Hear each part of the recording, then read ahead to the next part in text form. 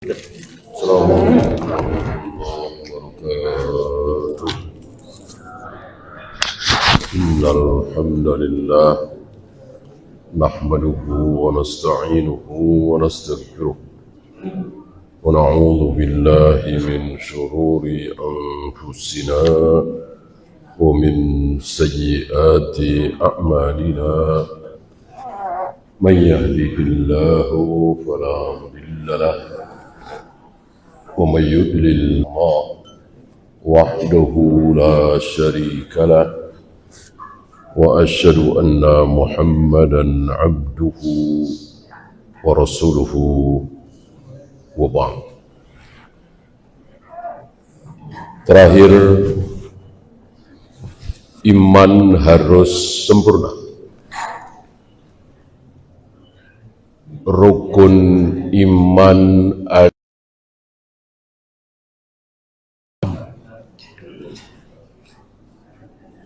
ada yang kurang satu doang. Diterimakah apa ditolak? Jawabnya ditolak dengan takdir. Iman apa kafir? Jawabnya iman apa kafir? Kafir. Ya. Bahkan hanya seorang malaikat. Ya. Saya percaya adanya Jibril, Mikail, Malaikat Maut, peniup sangkakala. Tapi saya tidak percaya kalau ada malaikat pemikul arsy. Nggak ada itu. Kafir. Kafir. Saya percaya beriman dengan Nabi Muhammad, Nabi Isa, Nabi Musa, Nabi Adam, tapi nggak ada itu Nabi Yusuf bin Nun, nggak ada. Nggak ada Nabi memohon kepada Allah supaya matahari dihentikan sementara, nggak ada itu. Kafir. Ya. Jadi menolak satu Nabi sama dengan menolak seluruh Nabi. Menolak satu kitab, nggak ada itu kitab Zabur, nggak ada itu. Kitab itu cuma Al-Quran, Injil, Taurat, Suhuf. Zabur nggak ada. Kafir. Kecuali nggak tahu ya. Oh, saya nggak tahu. Maaf, saya nggak tahu. Ah, itu belum kafir. Tapi kalau dia tahu, sudah dikasih tahu, ini ayatnya, ini hadisnya, dia bilang, saya nggak percaya. Kafir. Ya. Terancam. Terancam. Adapun mengatakan si fulan kafir, si fulan kafir, si fulan kafir, hati-hati. Harus berhati-hati. Tapi mengatakan barang siapa yang mengatakan babi halal, barang siapa yang mengatakan zina boleh, yang penting mau sama mau, maka dia adalah kafir. Ucapan seperti ini nggak masalah dan benar, ya.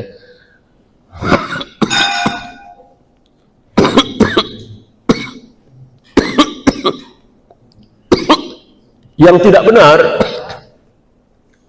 itu menyebut nama. Seperti dulu tahun 80-an ada anak-anak muda takfiri, hobinya mengkafir-kafirkan orang. Soeharto kafir, Amin Rais kafir, Soekarno kafir. Nah, ini nggak boleh. Ini nggak boleh. Ya.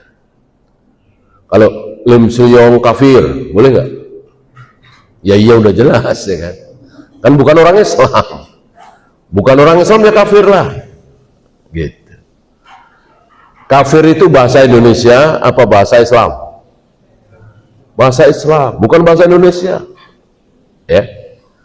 Maka kalau ada orang non Muslim dibilang kafir nggak mau, emang situ tahu kafir itu apa? Kafir itu bukan Islam, namanya kafir. Justru kalau saya katakan situ bukan kafir, nah situ tersinggung. berarti situ Islam, gitu ya. Jadi kafir itu bukan bahasa Indonesia, kafir itu bahasa Al-Quran, bahasa Sunnah, bahasa Arab, bahasa Islam. Siapa saja yang agamanya bukan Islam, namanya kafir. Jadi secara kaidah bahasa Indonesia, orang-orang Indonesia mengatakan yang penting beragama, yang buruk itu yang nggak beragama, ya dibilang kafir, ya nggak buruk. Nggak buruk orang yang non Islam gitu. Jadi persis ya, non Islam sama dengan kafir, itu sama persis gitu. Ya tinggal pilih aja mau bilang non Islam apa bilang kafir ya. Secara kaidah bahasa Indonesia nggak buruk gitu. Yang buruk itu penjahat, pemabuk, penjudi, secara kaidah bahasa Indonesia. Koruptor, perampok, itu buruk, jahat. Kalau kafir, ya sekedar bukan orang Islam. Ya. Nah, karena kita yakin sebagai orang Islam, yakin betul. Adakah non-Islam yang akan masuk surga? Ada nggak? Ada nggak? Non-Islam tapi masuk surga, ada nggak? Ya nggak ada lah. Ada sih, ada, tapi nunggu nanti ada unta masuk lubang jarum, hatta yalijal jamalu fi sammil khiyat. Ini bahasa Al-Quran, bahasa Allah. Orang-orang non-Islam itu bisa masuk surga setelah ada unta masuk lubang jarum. Ya tentu mustahil ya. Unta segede apa, lubang jarum segede apa.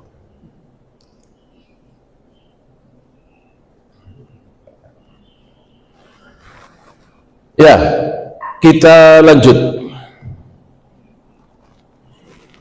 Isbatul malaikati wa annahu yajibul imanu bihim. Ketetapan adanya para malaikat. Wa huna mas'alatun. Ada pertanyaan di sini, halil malaikatu ajsamun am arwahun am awiyun? Malaikat itu sekedar roh, apa ada jasadnya, jisimnya, apa sekedar kekuatan, energi? Dijawab, al-malaikatu ajsamun bila syak. Tidak diragukan lagi bahwa malaikat adalah jisim, fisik, jasad. Banyak dalil tentang ini. Ambil contoh, misalnya Nabi mengatakan, aku pernah melihat langsung Jibril dalam bentuk aslinya, sekali atau dua kali. Adapun puluhan kali, ratusan kali Jibril datang kepada Nabi, selalu dalam bentuk manusia. Kadang dalam bentuk Dihyah Al-Kalbi, seorang sahabat yang sangat tampan, kadang dalam bentuk orang Arab Badui, kadang dalam bentuk orang yang tidak dikenal. Hadis yang sedang kita bahas ini tidak dikenal. Ketika datang, Rasul belum tahu kalau itu Jibril. Biasanya Rasul tahu, oh ini Jibril. Kali itu Nabi nggak tahu. Tahu-tahu setelah 3 atau 4 hari.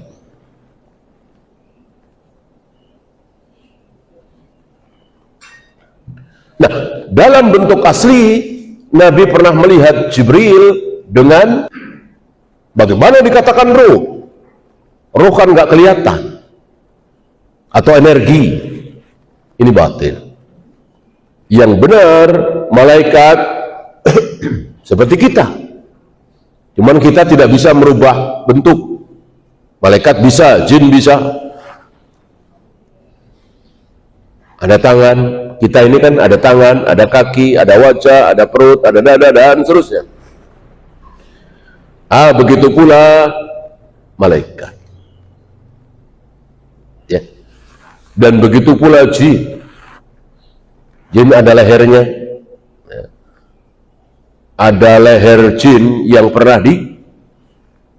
dicekik oleh Nabi.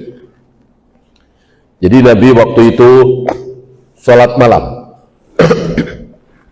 diganggu oleh satu jin. Pasal rupanya Nabi dicekik, ya, dicekik. Paginya Nabi bersabda, aku masih merasakan dinginnya air liur dia yang keluar, karena dicekik keluar air liur yang menetes di jempolku. Ya. Tadinya akan aku ikat di tiang masjid agar dibikin mainan sama anak-anak. Tiba-tiba aku teringat doanya Nabi Sulaiman. Rabbi habli mulkan la yambagi li ahadim min ba'di. Ya Allah, jangan engkau berikan kebisaanku ini, keahlianku ini kepada siapapun selain aku. Dan doa Nabi Sulaiman ini sudah dikabulkan oleh Allah. Maka demi menghormati doa Nabi Sulaiman, maka aku lepaskan lagi. Sebab kalau tidak dilepas, diikat, ya berarti seperti Nabi Sulaiman. Berarti doa Nabi Sulaiman gak terkabul. Maka aku lepas lagi. Ya. Ini menunjukkan bahwa jin sama dengan malaikat ada bentuknya.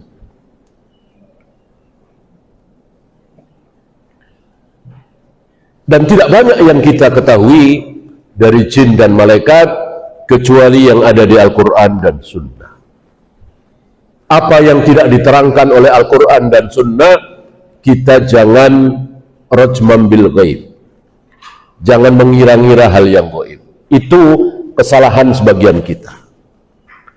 Berbicara tentang malaikat, berbicara tentang jin tanpa dalil. Apa misalnya jin takut dengan daun kelor? Mana dalilnya? Ya. Bahwa selama ini kalau ada orang kesurupan disabet pakai daun kelor langsung sembuh, nggak boleh. Nggak boleh disimpulkan. Karena berbicara tentang jin, berbicara tentang malaikat, berbicara tentang hal-hal yang gaib, harus pakai Al-Quran dan Sunnah. Harus pakai wahyu, harus pakai dalil. Tidak boleh berdasarkan tajrib, mujarrabat, pengalaman-pengalaman, nggak boleh. Ya. Pengalaman selama ini ratusan tahun, kalau ada yang kesurupan dibawa ke danau itu, dilelepin kepalanya sebentar, sembuh. Itu dijadikan dalil? Tidak boleh. Ya. Dalil adalah Al-Quran dan Sunnah.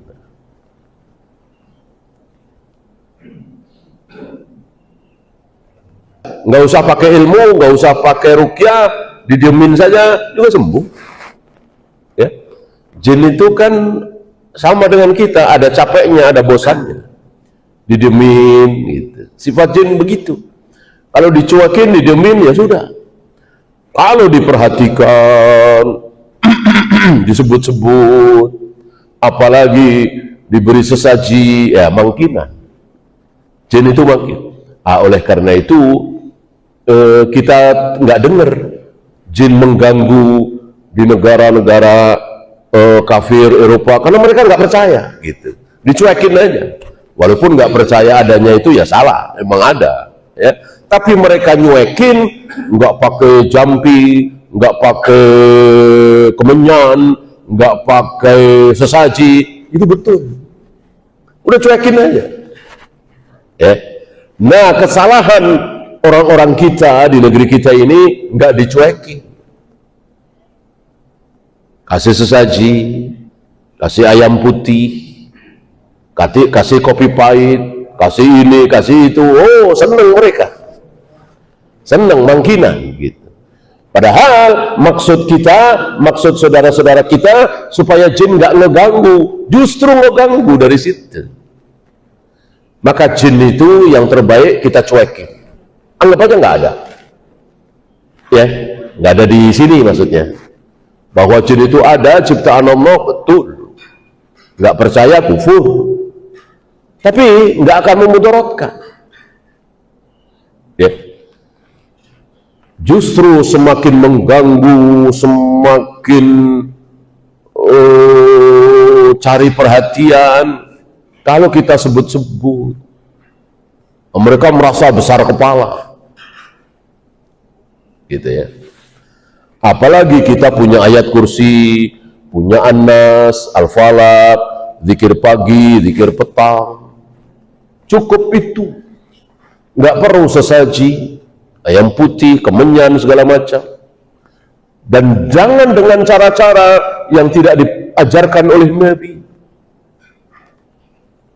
Puasa mutih, 3 hari 3 malam, makannya cuman nasi, nggak pakai garam misalnya. Ini bukan cara-cara Nabi.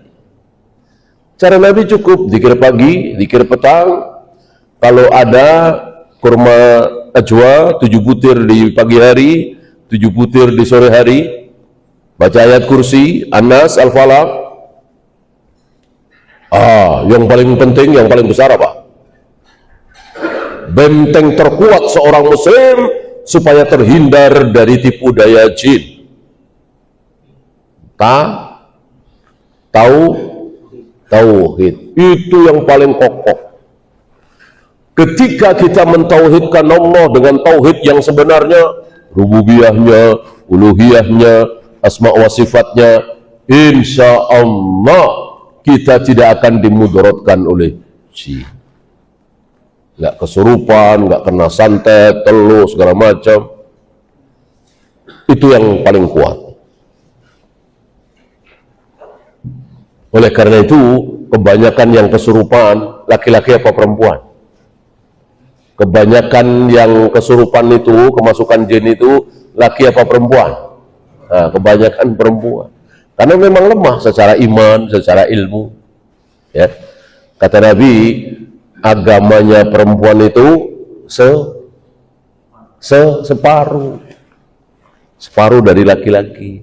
Akalnya perempuan itu separuh dari laki-laki. Mana letak separuhnya? Jika ada pernikahan dihadiri oleh saksi 2 orang laki-laki, sah. Jika tidak ada laki-laki yang jadi saksi, adanya perempuan, maka harus 4. Persaksian 2 perempuan sebanding dengan 1 laki-laki.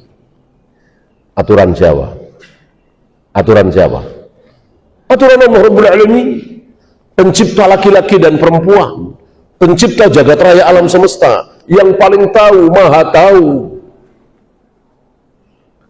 Tentu akan digugat, ditolak oleh orang-orang emansipasi wanita. Ini nggak adil. Ini tentang gender ini nggak adil nih. Siapa lebih tahu? Manusia apa pencipta manusia? Siapa yang lebih tahu? Kita semua apa Allah? Allah yang mengatakan seperti itu. Persaksian 2 perempuan sebanding dengan 1 laki-laki. Maka akal wanita separuh dari akal laki-laki.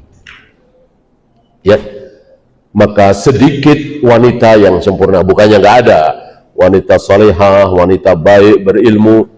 Bukannya tidak ada, tapi sedikit. Banyak laki-laki yang sempurna.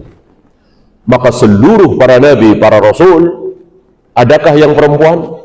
Tidak ada. Seluruh para nabi, para rasul, utusan Allah adalah laki-laki. Separuh agamanya, tadi akalnya separuh dari laki-laki, agamanya juga separuh. Ya.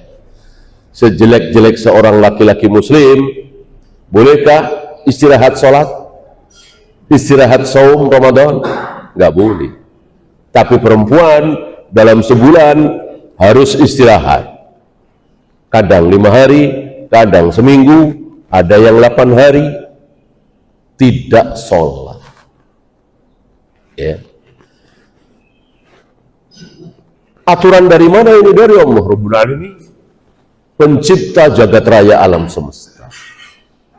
Tidak mungkin dia salah. Ya. Dia maha benar. Ja'ilil malaikati rusulan. Allah menjadikan malaikat-malaikat itu sebagai utusan. Jadi utusan Allah itu ada 2. Jenis manusia, yaitu para nabi, para rasul. Satu lagi jenis malaikat. Kan diutus. Maka Jibril itu diutus. Diutus oleh Allah untuk menyampaikan wahyu kepada para nabi, para rasul.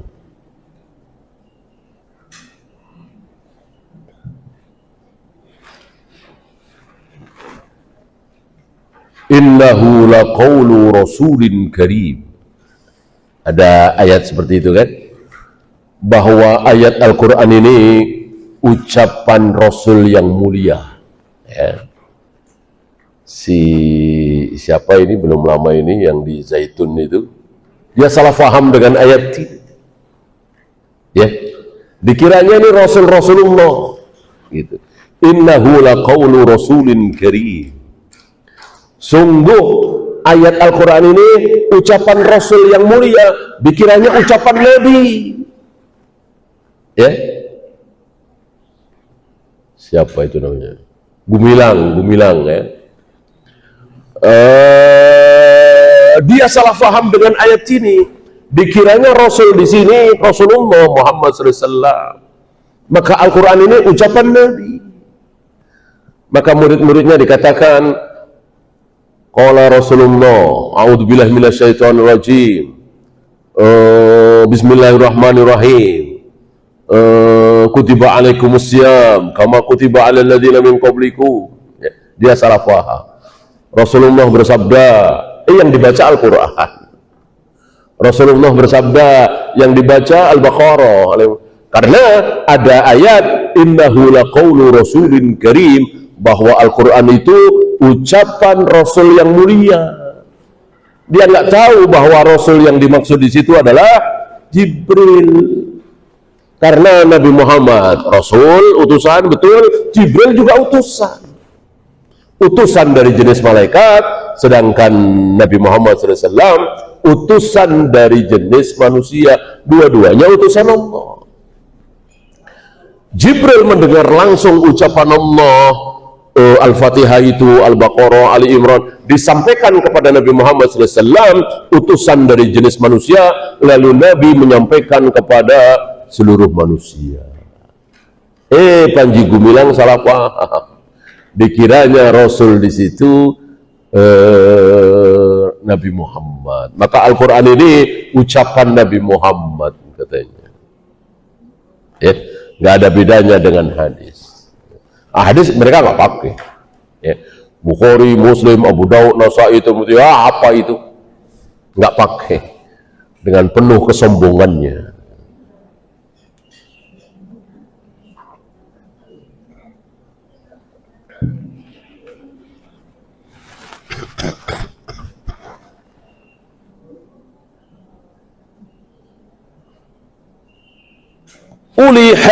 Uli ajnihatin masna. Masing-masing malaikat itu memiliki sayap. Ada yang 22, ada yang 44, ada yang 88, dan seterusnya. Ini menunjukkan bahwa para malaikat ada fisiknya seperti kita. Wa qala an-nabiy sallallahu alaihi wasallam, ada riwayat lain, atatis sama wa huqqalaha an ta'itta. Langit pernah berderit. Al-atitu itu berderit seperti berderitnya tempat yang berada di atas unta lalu diberi beban yang sangat berat. Itu berderit. Karena bebannya terlalu berat maka berderit. Nah, langit itu pernah berderit seperti itu. Kenapa? Karena tidak ada satupun tempat 4 jari. 4 jari kan sedikit ya, kecuali tempat itu dipakai oleh malaikat untuk bersujud. Kayak apa itu? Berapa triliun jumlah malaikat ya. Jadi nggak ada tempat yang lowong. Entah tahun berapa, tanggal berapa, entah itu terjadi rutin ya, pokoknya ada saat di mana seluruh malaikat serempak sujud di langit itu. Maka langit berderit. Saking beratnya itu menahan beban malaikat itu. Bukan miliaran lagi saya kira, triliunan. Ya. Karena kan luas langit itu entah berapa ribu kali luas bumi. Berapa juta kali luas bumi. Bumi saja luas ya kan? Bumi yang katanya sudah penuh ini, ya kita jalan nggak jauh dari sini ada tempat yang luas, yang kosong, apalagi ke hutan, apalagi ke laut, ya kan? Apalagi ke padang pasir. Nah itu penuh sesak. Pernah pada satu saat di mana langit nyari tempat untuk sujud sulit. Saking banyaknya malaikat yang sujud kepada Allah di waktu yang sama. Ini pun sekali lagi menunjukkan bahwa para malaikat itu berfisik, ada jisimnya, ada jasadnya.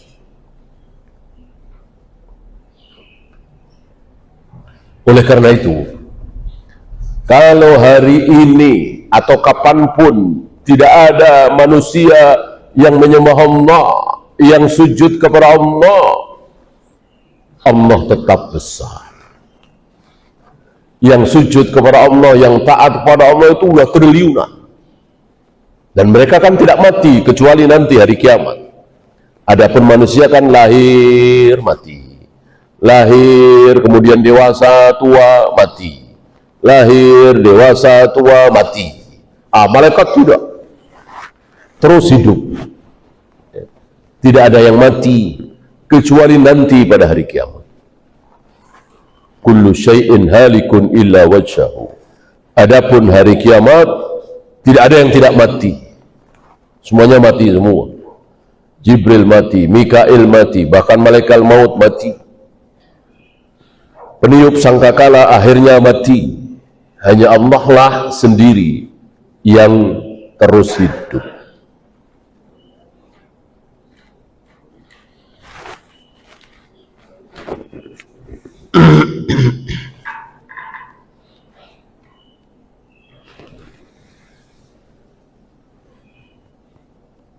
Amma man qala innahum arwahun la ajsamun lahum. Adapun orang yang mengatakan bahwa malaikat itu hanya ruh, fa qawluhu munkarun wa dhalalun, maka ucapan itu mungkar, batil, dolal, sesat. Wa asyaddu minhu naqaratan man qala innal malaikata kinayatun an qawiyil khair. Lebih sesat lagi orang yang mengatakan bahwa malaikat itu sekedar simbol dari energi baik. Kalau jin, setan itu energi buruk. Ya. Ini betul-betul tidak mengenal Al-Quran dan Sunnah. Energi baik, energi buruk. Ya. Energi baik, malaikat, energi buruk, jin. Ini batil sebatil-batilnya. Jin dan malaikat betul-betul ciptaan Allah, ada zatnya, ada fisiknya. Yang tidak ada fisiknya masih ingat apa? Setan. Setan itu nggak ada fisiknya. Setan itu sifat keburukan. Ya, setan itu ada fisiknya ketika menempel. Menempel di mana? Di dua. Apa dan apa? Manusia dan jin. Minal jinnati wan nas. Setan menempel pada diri jin, setan menempel pada diri manusia. Oleh karena itu, seringkali Nabi mengatakan, bahkan Al-Quran mengatakan, wa idza khalau ila syayatinihim, ketika mereka kembali kepada setan-setan mereka. Padahal manusia. Al-Quran mengatakan setan. Ketika mereka berada di hadapan kaum muslimin, Rasul dan para sahabat, qalu amanna inna ma'akum, kami beriman, kami bersama kalian. Wa idza khalau ila syayatinihim, ketika mereka kembali kepada setan-setan mereka, padahal manusia, sesama orang munafik, sesama orang-orang jahat, manusia. Tapi Allah bilang, wa idza khalau ila syayatinihim, ketika mereka kembali kepada setan-setan mereka, padahal manusia. Dari sini kita tahu bahwa banyak manusia yang menjadi setan, dan itu sering kita ucapkan kan, setan ini ya. Ketika ngajak kita mabuk, ngajak kita berzina, ngajak kita berjudi, setan dia. Walaupun teman kita, walaupun teman ngaji, tapi satu ketika ngajak kita maksiat sekali-sekali, ya, detik itu dia jadi setan. Ya. Kenapa? Karena setan itu sifat, bukan zat seperti malaikat, jin, manusia, hewan, tumbuhan. Nah, itu kan zat. Nah, setan ini menempel pada diri manusia, dan yang terbanyak menempel pada diri jin. Maka berapa kali Nabi mengatakan setan, setan, setan, padahal yang dimaksud jin. Artinya setan itu menempel pada diri jin. Ambil contoh misalnya, jika engkau sedang sholat, lalu terasa duburmu seperti ada yang bergerak, seperti kentut, maka jangan batalkan sholatmu, teruskan sholatmu sampai betul-betul terdengar bunyi kentut atau bau kentut. Berarti kentut betulan. Selagi ada yang bergerak seolah, maksudnya yang menempel pada diri jin. Karena jin itu sebagaimana pembahasan tadi bisa merubah dirinya, bisa membesar, bisa mengecil, bisa masuk ke aliran darah, majrad dam, bisa masuk. Itulah jin. Ya. Ketika melakukan keburukan, oleh Nabi disebut setan.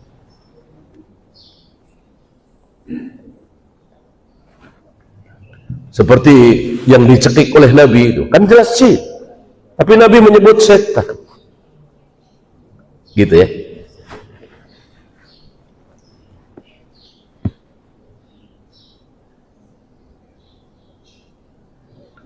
Wasyayatinu kinayatun an qawiyyi syarr. Sementara setan-setan itu disebut oleh mereka sebagai simbol dari energi keburukan. Fahadha min abtalil aqwal, ini sebatil-batil ucap. Jadi yang benar sekali lagi, setan, jin betul-betul makhluk Allah, ada zatnya. Ketika buruk maka disebut setan, ketika baik tentu tidak disebut setan. Seperti kita ini, kadang-kadang kita bersama setan, kadang-kadang tidak. Karena sekali lagi, setan itu sifat pokoknya semua keburukan. Bahkan nggak tanggung-tanggung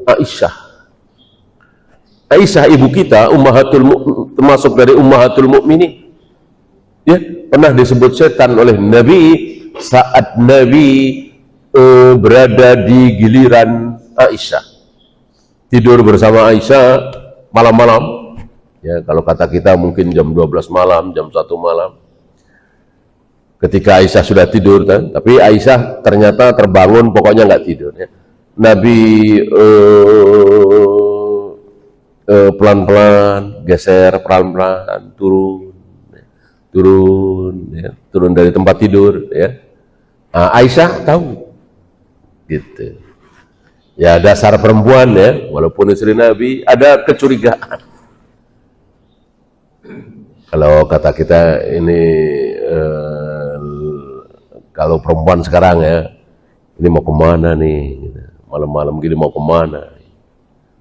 Keluarlah Nabi, karena didorong oleh rasa cemburu barangkali, ya, diikuti oleh Aisyah. Mau kemana nih? Laki gua mau kemana ini, ya? Nabi cepat, Aisyah cepat. Nabi pelan, Aisyah pelan. Diikuti. Ternyata kemana Rasulullah, masih ingat? Ke makam Baki, ke kuburan Baki, ya. Ini akhir-akhir kehidupan beliau, seolah Nabi ingin berpamitan, artinya setelah ini nggak akan bisa mendoakan kalian lagi, karena beliau sudah wafat kan nggak bisa mendoakan. Beliau bisa berdoa itu ya setelah ketika masih hidup, ya. Nah, karena Aisyah takut ketahuan, lari pulang, ya. Rasulullah nggak lama pulang, karena lari langsung tidur lagi, ya, namanya lari kan, apalagi perempuan, ya, pasti terengah-engah, ya kan, ungkap-ungkap habis lari. Disitulah Nabi mengucapkan kalimat ada setan, ya, sekelas Aisyah, ada setannya, karena selalu manusia itu disertai oleh setan.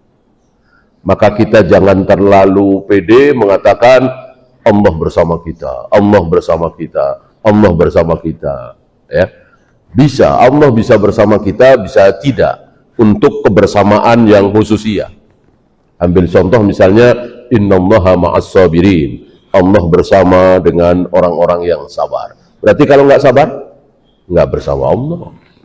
Innallaha ma'al muhsinin, innallaha ma'al muttaqin, Allah bersama orang-orang yang bertakwa. Berarti kalau tidak takwa, ya nggak bersama Allah. Ya kan? Ma'iyah secara khususiyah. Adapun bersama setan, pasti. Adakah waktu di mana kita tidak bersama setan? Nggak ada. Setiap hari, setiap saat, setiap detik kita selalu bersama setan. Ya, selalu menyertai kita untuk mengajak kita ke neraka, untuk menipu kita, untuk nggak usah sholat, nggak usah ngaji, nggak usah sedekah, dan seterusnya dan seterusnya. Mari berzina, minum khamr, berjudi, korupsi, ya, dengan kemampuan masing-masing tentunya. Maka jangan pernah merasa bebas dari setan, tidak. Kita selalu bersama setan.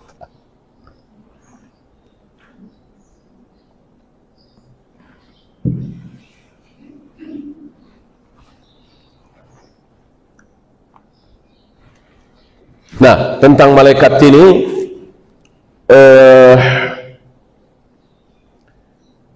tidak banyak khabar informasi dari Allah dan Rasulnya kecuali bahwa malaikat ini tidak makan, tidak minum, tidak berketurunan tentunya karena tidak nikah, ya, dan sulit bagi kita untuk mencerna dengan akal kita. Karena setahu kita di muka bumi ini makhluk hidup harus makan, harus minum, berkembang biak dan seterusnya. Malaikat tidak, maka kita hanya bisa berbicara tentang malaikat ini dengan dalil. Tidak boleh ngarang. Ya, hanya itu. Ada pertanyaan? Silakan.